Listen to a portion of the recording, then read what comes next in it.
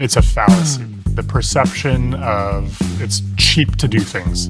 It's extremely expensive to make the wrong decisions. AI is an input, it's not an output. Use it as a tool to get to a great output. Still have to focus on the solution. Why am I building this thing fundamentally? This is the most exciting and daunting time to be an agency.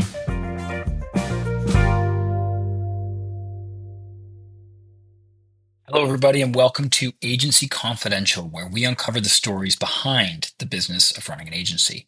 Today, I'm really excited to have a conversation with Steve Krueger. Steve's a member of Agency, our vetted peer network for established agency owners, and I've always been so impressed with his technical knowledge around AI. Steve has been one of the early adopters of AI, implementing it across the board of his agency.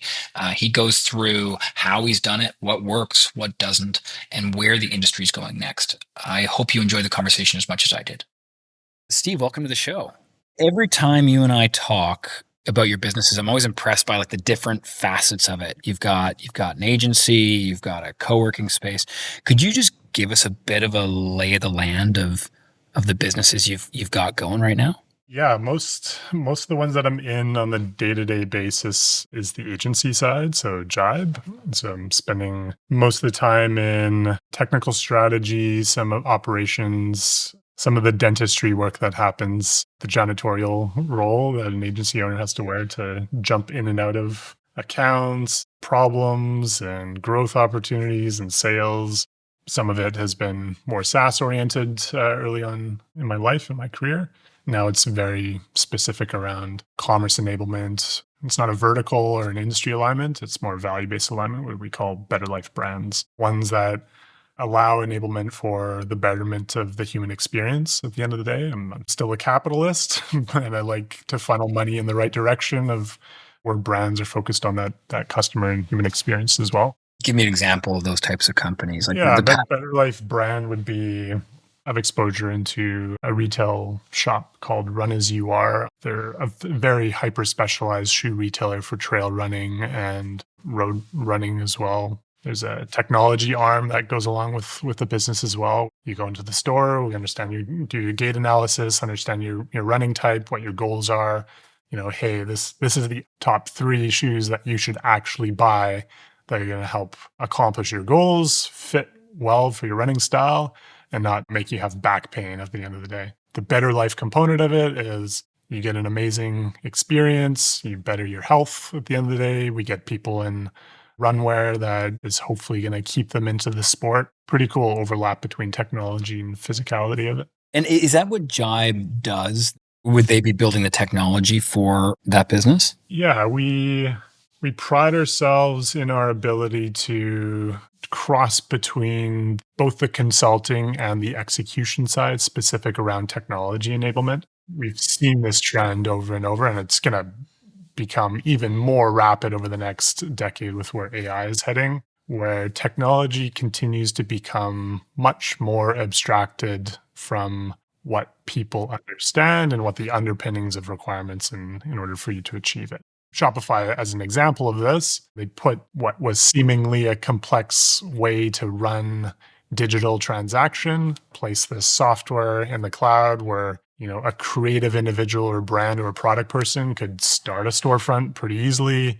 They clicked on an app, they designed all their landing pages and PDPs, and they're like, holy shit, I can sell product online without them knowing how they actually built that storefront in the first place.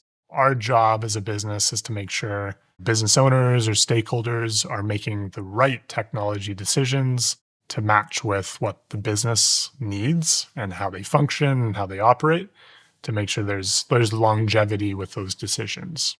Building technology, I would say, is changing week over week in terms of the cost of custom software, the cost of custom solutions is racing downwards. When we're talking about your customers' tech stacks and things like that's the core of your business. How much of your business do you think is going to change from picking and choosing the right product stack or tech stack for brands versus true custom innovation, integrations, things that they can't buy off the shelf? The cost is a short-term, it's a fallacy. The perception of it's cheap to do things. It's always been cheaper and cheaper and cheaper to do things. it's extremely expensive to make the wrong decisions into those goalposts as well. It's so easy to just build, but if you don't have the context and what's the right thing to build, you just dive yourself in a hole really quickly. AI is just another tool in the shed to leverage. It definitely accelerates certain components of that velocity, but the fundamentals have not really changed. You still have a problem in a business. You still have customers that need to adapt towards it. Equally so, technology is just an enablement towards allowing that customer to experience certain things within the business at a certain level. If it doesn't need to exist within the org, don't build stuff for the sake of building it just because it's cheap. How much are you seeing that these days? Clients coming in saying, "Hey, I want this snazzy new thing." Yeah, I think the probably similar to most agency owners, your best customers are the ones who've gone down the path, felt the pain, they know what the pain is and the challenges of what it is, and those are the easiest ones to say because you don't have to educate them on like, hey, this is what you're going to experience in 6 months. And they're just like, no, I can do this off the side of my desk, and Claude's going to code all this stuff, and blah blah blah blah blah. I'm like, okay, I'll reach back out to you in 3 months and see how you're doing, or 6 months or 12 months. What we're seeing, which is changing, is for the stakeholders who are much more curious and can critically think about the problem, they're way more prepared to the conversation, which is amazing for us. It saves a lot of the pre-work that's required in order for us to determine like discovery work and understanding of core technical stack, because Claude's assisting, or ChatGPT, or whatever tools that they're using are assisting in gathering better context and information from whatever's in their head or their team's head. So the transfer of that context into our scope of work has definitely helped in some degrees. Not every customer or client or stakeholder is at that stage. We still get, here's a shitty request. We still have to dig deeper into what the fundamentals are. But I think that's changed rapidly. I think more and more we're going to see, here's a PR or PRD that's generated from a stakeholder. Here's the acceptance criteria that I want. We're still refining to that because sometimes there is missing context towards it. But we're getting way better briefs at the end of the day.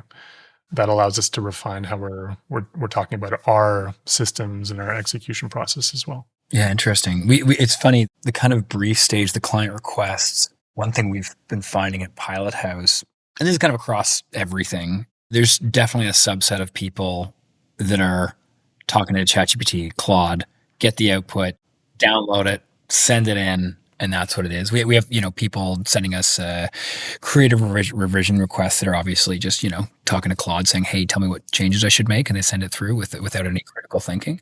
How much are you seeing that in terms of clients relying fully on AI, opposed to, again, using critical thinking to come to the table with some real like assistant versus? Totally. It showcases the nakedness of that skill set really quickly for some people, where the critical thought for something to go like that extra 20% or that 5% difference is what really matters. And if it's missing from the conversation or missing from the thought person, it exposes the lack of experience or lack of depth that an individual or a team has towards the problem statement. It's stuff that we get to pick out pretty quickly because agency just inherently, we get so many more cycles to the problem that we can pattern match so much faster. And we're just like, yeah, we've seen this before. We know exactly where the problem statement is. And this is the reason why it's going to meander off if we don't catch this quick. So the adoption of how AI gets executed within a business, it's really important to nurture the critical thinking portion within an organization. I tell everybody that, like, be prepared to become a dentist. You're going to look between everyone's teeth. You're going to look for the nitty gritty, and that is going to be your job. It's going to be so exhausting. You have to be mindful of your time, mindful of the mental drain, but that will be your job. It's not the busy work anymore in this day and age, because that's going to be taken care of by skills and agents and multimodal orchestration, whatever the setup looks like within the organization.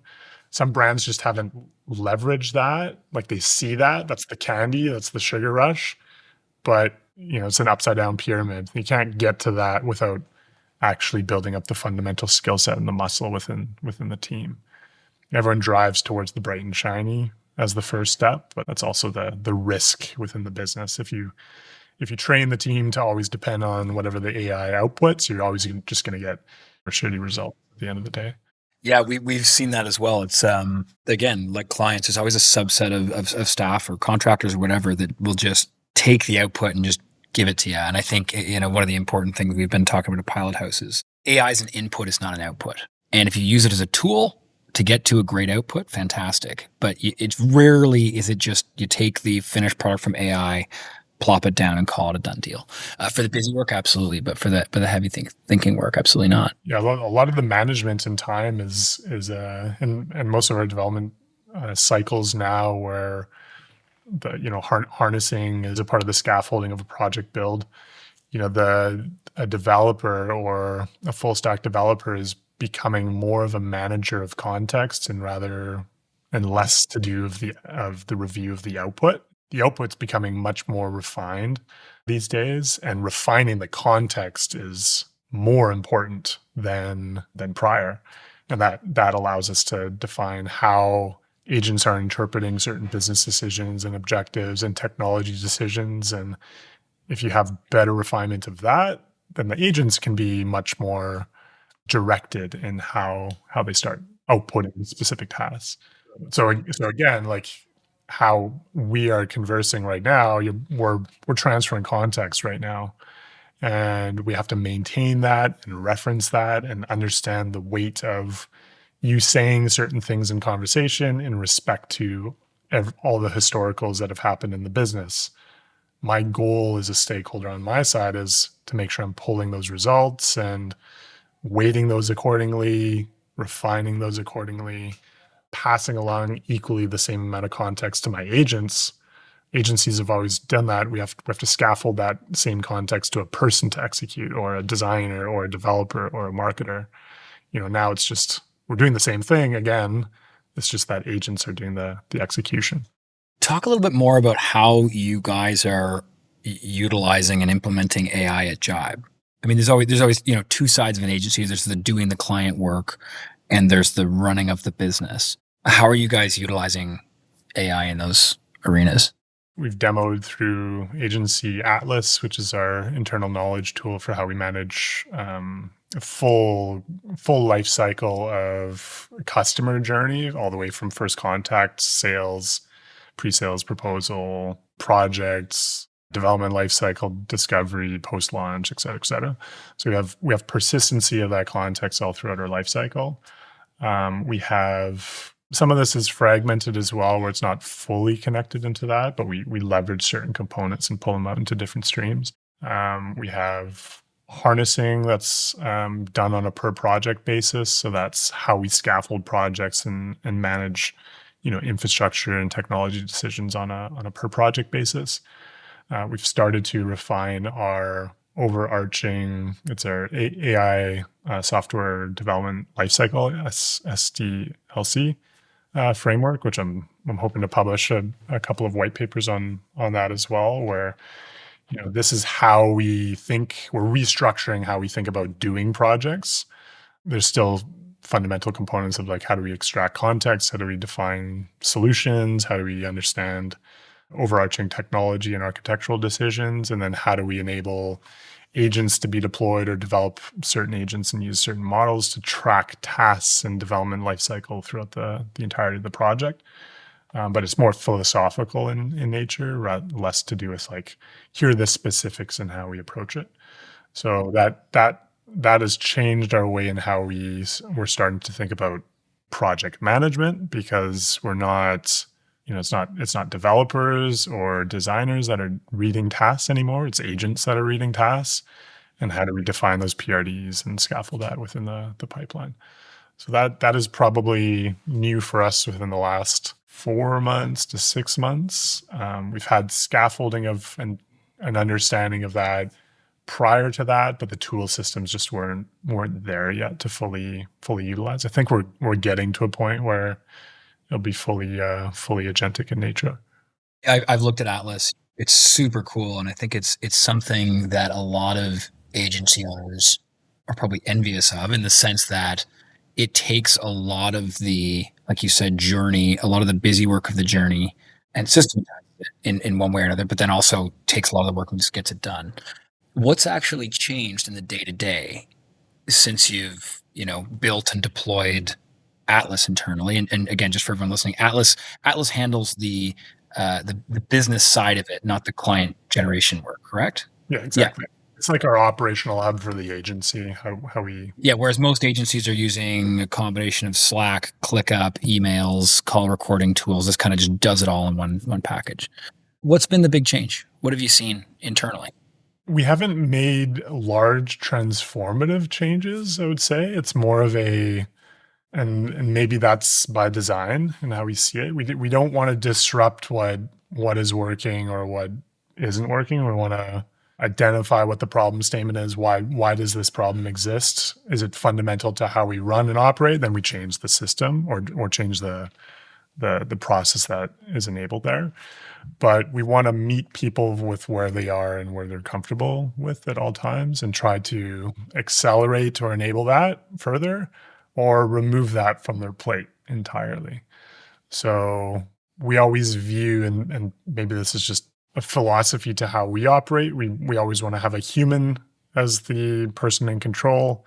We ultimately think that we're in service with other humans. So people don't want to interact with agents, they want to interact with other people. How do we bubble up as much of that information and context as possible by using AI and workflowing or automation to provide that information at a finger's touch? It's just an aggregate of all the busy work that happens behind the scenes of an agency.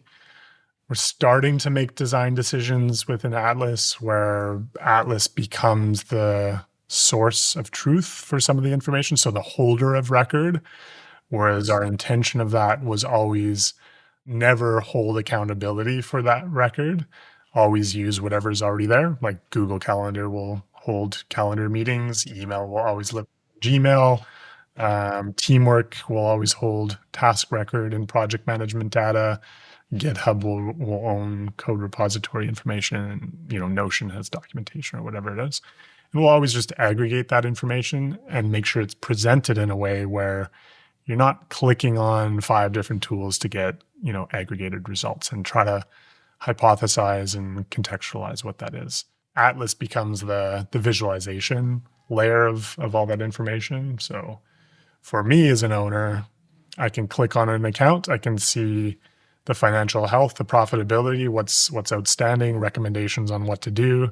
Equally so at different levels of the organization. A PM can go into a project, see what's outstanding, what's trending over, what has progress, and make quick decisions around how to affect the health and overall health of a project.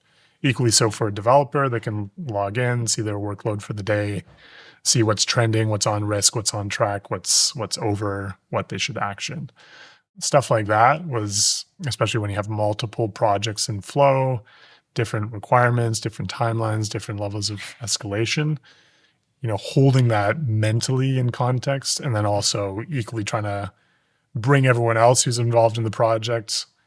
Usually we would just have like alignment meetings, and you bring that context to the call, and you have pivot tables and spreadsheets that you're doing these calculations with the ultimate goal of saying, of like having to present that to a customer and a client, because you're trying to de-risk or mitigate the risk that you might introduce to the project. That's just wasted time. Nobody wants to pay for that. It's super important to do, but nobody wants to pay for that. But you still have to do it. So Atlas is just like cutting up a lot of that stuff that was just busy work with low value work. At the end of the day, it will ultimately start encompassing generation of artifact. So we have stuff like, we have a layer of skills that can be built on top of all this knowledge that now we have. We have skills that I can do like slash generate case study on a project. Or I can do slash, I'm writing a proposal on this and give me all the relevant information. It pulls up all my artifacts and meeting notes of a contact or an opportunity, pulls in all the understanding about projects that I've done that have relevancy to the proposal, generates the proposal. I still have to tweak and edit that, but sometimes that would have taken me like 5 hours or 6 hours to build that sales funnel. Now it's 10 minutes to generate. So stuff like that's pretty amazing, but you have to build the fundamental pipelines to kind of facilitate that. One of the things you said when we were first talking about Alice, I think the question came up of, does this take away work and like what are people doing kind of thing? And I think you responded to the something to the effect of like, people are busier than ever. Can you dive into that a little bit deeper? Like why are people busier than ever with something like this? It goes back to my first comment around being hyper vigilant on context. If you feel like you're not doing work because you're getting all these artifacts and generating it, it's because you're taking it for surface value, which we're just not there yet with these models. You're constantly managing context of a project. We have some automation scripts on like a per project basis that it's like, hey, this has changed in the project, review the context change. So we have the logs that rotate.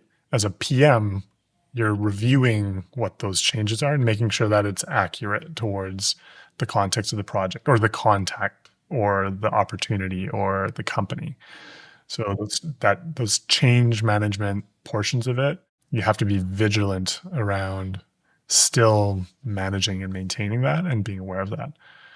You can't just click like, yes, yes, yes, yes, yes, I accept. The volume of what AI has generated, whether it's artifacts or proposals, the review state is becoming where the time drain is now. So people are not, again, they're not doing the busy work. The baseline has shifted. So great, I'm getting all this stuff now. The quality is really good. How can I make it even better? I think some agencies are in this mix where there's a delta that's being produced right now. The ones who have AI, they're producing amazing results or amazing today, or what felt like amazing a year ago. But everyone's going to get there eventually. And now what's the next delta? So I've always thought that is the human component, that variability of like the exceptional versus the good. And I think if agencies continue to focus on the exceptional, that's what's going to weed out your ability to command top dollar versus what becomes heavily commoditized, which is just agentic development and agentic output. So again, I backstop this with exactly what I said at the start. Ultimately, agencies are in service of other businesses. We produce work. We have to produce exceptional work that is of difference. Ultimately, we are in service of their end. If you're an e-com, you're ultimately in service of the end customer. If you're not solving the problem of the end customer, it doesn't matter at the end of the day. End customer doesn't care about whether it's generated by AI or a human or whatever else. You still have to solve problems fundamentally. So don't think of AI as just like, oh, it's just going to get me to the end result. It's the path of least resistance. Of course, I'm going to get there. Maybe, but maybe not. Might not always be the tool that's going to solve your problems. Do you think in the context of agencies, I mean, everyone's, there's everyone from people thinking, oh my God, my agency's dead in a year, to people being like, this is the most excited I've been at work in decades. With AI implementation, do you see it, and I think this speaks to what you're saying, but do you see it being more of a tool for more work, more volume of work at less cost? Or do you see it as a tool for higher quality output that couldn't have otherwise been done realistically before? Agencies, as we know of its current system, I think will no longer exist. Agencies will always exist. It's just the structure and how they're oriented is changing rapidly. Most agencies are like less and less are value based selling. So it's time materials. You're trading hours for time. How do you do that when the payment of that is based off of token usage?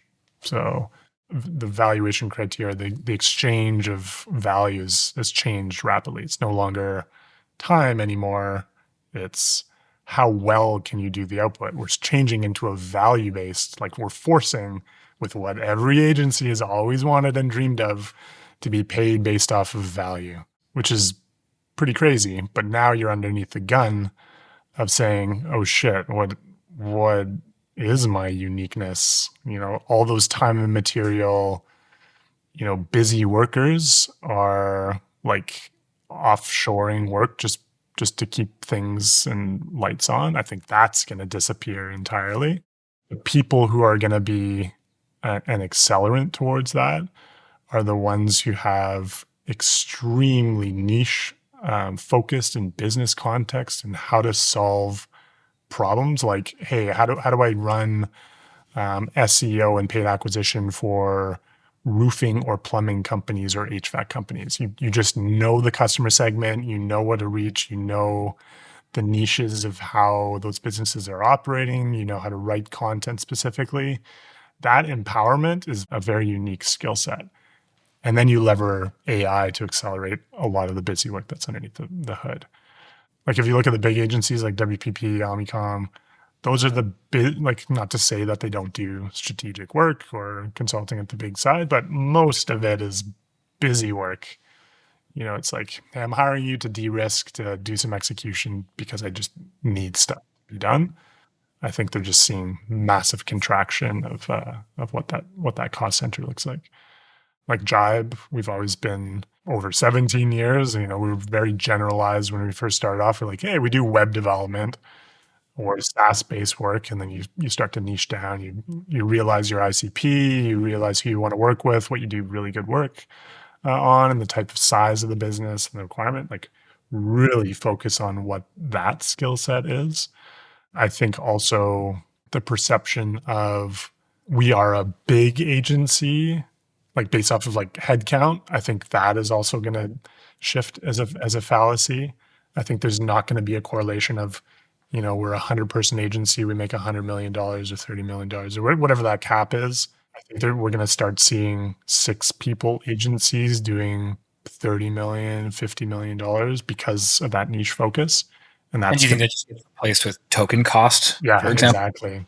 So how they leverage and harness, there's still going to be a cost center towards that execution, but how do you become now an agency is focused on token efficiency and harnessing and context and awareness of that, which I don't think many are thinking of. They're just their surface state of saying, hey, Claude can do this thing. I'm paying a $200 a month subscription.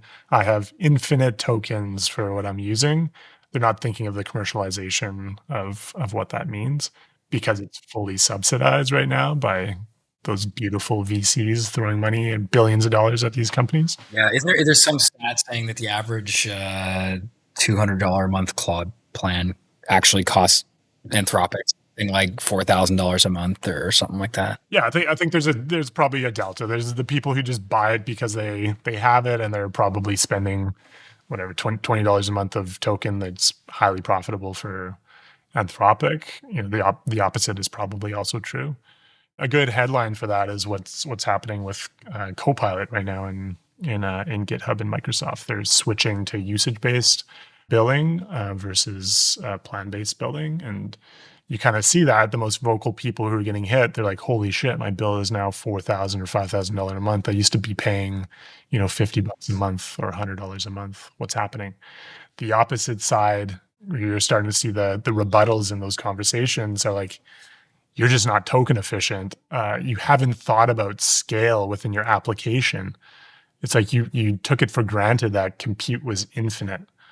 It's just a fallacy. That's great. Now you're getting slapped with what every engineer has dealt with for the last couple of decades of how to be performant and efficient with usage of compute or RAM or storage or CPU.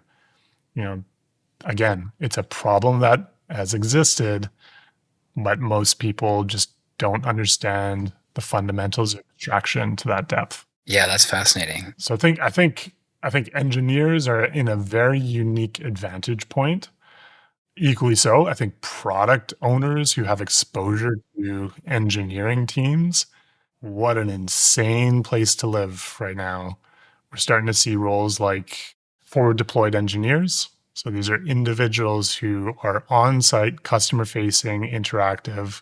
They understand business context. They're sitting within the business. They're interpreting what that context is and what they're solving, and then they have agents behind them that you're prompting. You're building out the application directly on site. These are roles that are in mass demand right now, but these are very unique people that have an ability to interpret business problem and understand the nuances of like technology development and execution, or multidisciplinary execution, like enough of a UX, discipline or a UI discipline and a copy discipline and a marketing discipline to wrap it all together. Who are those people historically? Is that product people? Yeah, Is that I'd say product owners historically, because they've you're sitting with a founder or a stakeholder on the other side, or a BA. You're trying to distill, like, what do you guys deal with? What's your systems? What's your understanding? You're looking at the business holistically, or as holistically as you can, and you're pulling in as much of that context. And then again, you're distilling that for the other side of that funnel, which is the multidisciplinaries. You have to know what's important for the UX person, the UI person, the front-end developer, the back-end developer, the infrastructure person. You're not making core architectural decisions, but you're facilitating the transfer of that context. And then you have to manage the product lifecycle at that point too. So those people, I've talked with product owners who are like, this is the golden age for my role. It's like I've built my whole career not being able to, I empathized with the developer, but I just didn't know enough about engineering and code. And now they're like, I can do everything. This is amazing. It's just like this God mode for them. It feels like God mode for entrepreneurs in general right now. I mean, I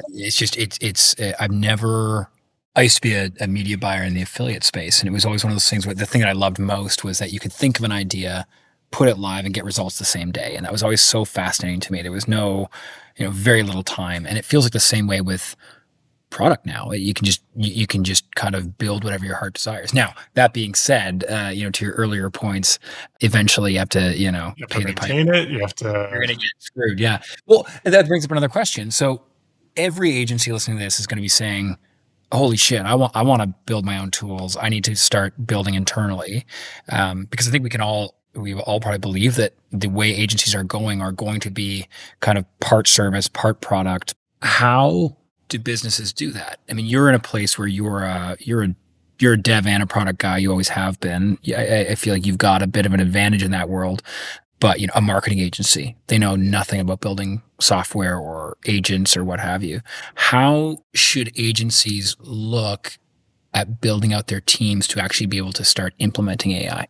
Yeah, I'd again focus on the first step of team alignment and adoption. You have to have general buy-in of what it looks like as an organization to go down this path before you start making technology decisions or process improvements. And then there's different stages of that growth. The next stage is you get individual contributors building out different systems. You get curiosity. You get that light bulb moment of a stakeholder that starts. And I've seen more success where it's not the founder, not the entrepreneur, not the head honcho within the org, because then you get colleagues within an org saying, hey, if that person did this, maybe I can do that too. There's another curiosity layer that emerges there. The next stage of that is sharing of knowledge. So creating processes and systems where, multiple people can start consolidating information, thinking about workflows and processes that are maybe specific to the org or specific to how they execute work. But get that baseline, like, just be curious. Like, don't, good friend Ryan, he says, don't burn to learn. So burn tokens to learn. Don't burn it to earn. So if you focus on monetization too early, you're just going to think about structures too deeply, and it's just not. You're going to create more friction with the ability to accelerate that adoption stage.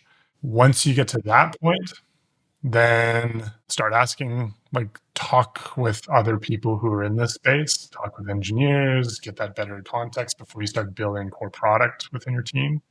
Look at just little functions and skills and little things that cause you pain, and just, that's just small little R&D. It's de-risking overarching decisions if you're building out big systems and structures. And then you really have to determine, if you do want to invest in a big system, what is out there already. It's the exact same thing that we thought through when software became in the cloud and became SaaS. Do I want to have that as a liability within my business? Is it worth, like, think of your TCO. Is that worth me maintaining this? And what's the shelf life of this for the next year to 3 years? Like, really evaluate what that cost is. And am I earning off of this? Is this actually going to be a value to the business, or is it going to be a cost center to the business? Like, that's a real question people need to ask. And that's, again, nothing to do with AI. It's things that you do when you procure software. And then just do an evaluation. Is there anything else in market that's moving at a much more rapid speed or accelerant out there? Is Anthropic going to kill me? And 6 months, are they going to build another tool set? And should I just adopt what's already existing there? Every agency owner and business owner has a different risk exposure towards that answer. It's never a one size fits all. Sometimes it does make sense to build certain skills internally, or processes, or systems. Like, I know you guys probably early on, I think it was you or one of your coworkers, you guys built your own proposal system, and it worked. I think you guys are still using that internally, and it's serving you guys well. And it made sense at the time, and maybe probably still makes sense. That was a business decision. Some others are like, PandaDocs works for me, or Google Drive with signed spreadsheets and all that stuff. That works. Decide what that investment and longevity looks like. That's like further stage. I think most organizations are still stuck on, like, am I learning? Am I building a muscle within the organization that's going to be valuable to how my AMs talk, my engineers talk, my marketers talk? Can they speak a cohesive language internally around what is AI? I think that's probably way more important than building all these tools, which might just be left there on the shelf Yeah. in 6 months. Yeah, I think there's going to be a ton of that. There is, the term disposable software, I think, and whether it's intentionally disposable or unintentionally disposable, I think that'll be an interesting thing through. A big question that I find a lot of people, I've heard a bunch of people within agency talk about is, or actually, let me go back. Myself, I'm sitting here rebuilding a website for one of our media companies because I just want to see how AI works. And there's no one on the team that's going to go as deep as I will on that. And it's been really fun. And a lot of other agencies seem that way. The founders in there, they're trying stuff, or it's just super decentralized. And there's, a couple key players in the organization just like building their own tools they use for themselves. In your opinion, like, how should agencies be, if you get past, like, because I completely resonate with what you're saying in terms of, don't build for anything, like build with a real plan and purpose. But what does a team look like? What do the hires look like to actually be able to bring meaningful AI implementation automation into the business? Is that hiring? Is everyone going to have a product person on staff who's centralized is doing it? Is it going to be decentralized? Everyone's building their own tools. What do you think? Yeah, I think you'll probably have a similar, like, internal BA or a product owner approach, where you're just auditing and doing documentation around your core operations, your systems, your process, how you deploy work and develop. A lot of that core knowledge exists already. Typically with your primary stakeholders, you have your ops lead, your delivery lead, your marketing lead. But you have to look holistically around where, like, evaluation, what's the biggest opportunity for the business? Can we accelerate, efficiency in certain areas there? You just need somebody with a bit more of an objective view to rank and rate what that is. And then again, just similar to what a BA does or a product owner does. You distill what's the most important. Here's a low risk, high reward item. You rank it, you work on it, you project it internally and just dog food it. And you go through a similar software life cycle. You roll it out to a subset of your internal users. Does it work? Does it not? You iterate on it. And then if it works really well in the next couple of months, then you just slowly, deploy it to the rest of the group. And then again, you have to maintain it. You have to treat it like a product internally or externally if it's used client facing. And what does that team look like? What's the skill set look like from an ongoing basis? Is it a customer facing role? So how do you gather feedback? How do you iterate those cycles? How do you manage the context and the harnessing that goes on with that product? And you kind of have to build, I don't want to say like a developer or an engineering team, but the people who are going to be prompting and managing the agent harness to operate that. So engineers are definitely that's at least right now, most of them are in that skill set where they can do evaluation at the code level of knowing what those architectural decisions are. But I think that's, product owners as well. I think that role will start to expand or start to like bleed into a very gray role. Like it's a multidisciplinary role. That's all encompassing. Yeah, it's been really fun, and the word's not frustrating, but it's been very like it's just figuring out who the hell to hire to help go from a bunch of people trying shit to like a clean, cohesive way to implement this. And I think, on top of that, building an ecosystem at the agency that, most agencies do the same thing over and over for decades, right? It's your branding agency, you got your processes, you got your systems, you got what have you. Digital kind of brought that out because change happens faster. But with AI, things are happening so quickly. I think it's going to be really interesting to see what the elements are of an agency that succeeds in this next kind of generation. Is it building a team that's built to change constantly and adapt and adjust? Is it sticking to your guns and doing this one thing really, really well? It's going to be an interesting journey for all of us, I think, in the agency world. Yeah, I think adaptability, curiosity, critical thought is don't hold opinions dearly and strongly, but have strong opinions. I think those are what most agencies deal with in very different cycles. I think the cycles are becoming more rapid these days. So the same rules apply as always. I think the willingness to change rapidly is going to be such a big thing. And again, going back to the cost of execution, the cost of that change, it's becoming lower and lower. Like I don't know if you've like written Claude plans, and sometimes like if you're building like big scaffolding or decisions, Claude goes off and says, "Oh, this is step 1. It's going to take 2 to 3 weeks to do," and step 2 is going to be 1 to 2 weeks, and you're like, "No, it's not. You're doing the work. I'm not." And it gets done in 12 minutes. Yeah. Yeah, I'm gonna tell you to do it. So the perception of like a big change is now like, it's just going to be a 10-minute thing. So I think that mindset change is different. But again, because the fallacy of, this is a small thing, you have to know that you need to still build with the right problem and solution in mind, because the risk is making so many wrong decisions that the compounding effect is like you just get shit at the end of the day. You still have to focus on the solution. You still have to focus on, why am I building this thing fundamentally? Really fun conversation. I think going into that world is it's a place a lot of agency owners are really trying to wrap their heads around. Everyone's kind of in the same boat. Everyone's feeling behind, even the ones that others are going to think are way ahead. It's a fascinating time. So thanks for coming on. Really appreciate your thoughts. Thanks for having me. I always love talking about this. This is the most exciting and daunting time to be an agency.